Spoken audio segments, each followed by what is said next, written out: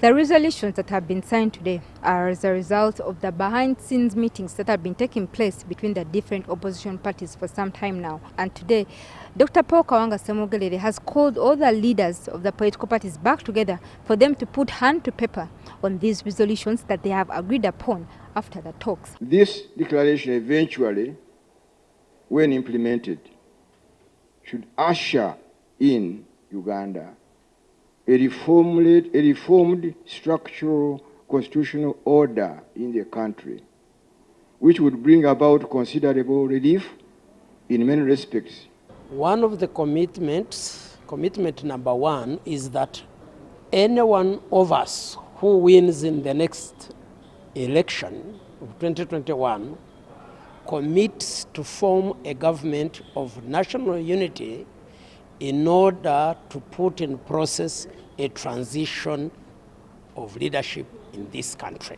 Commitment number two is about a scenario that is not very uncommon, where the victory of the people of Uganda can be manipulated or robbed, in which case we who have committed ourselves today will stand together to do everything possible in a non-violent and very democratic way to ensure that sanity returns to this country and democracy is allowed to take its path.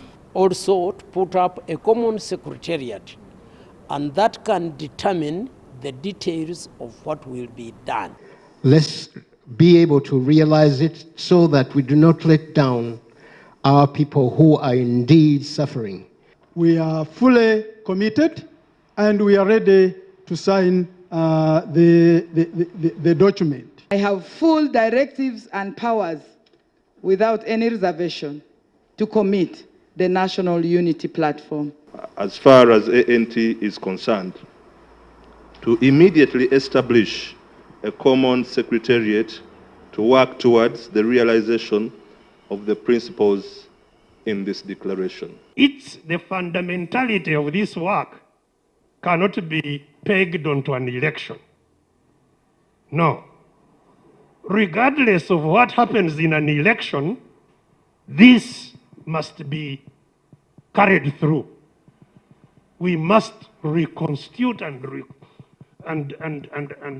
recollect how this undertaking of a country really moves from the beginning to the end.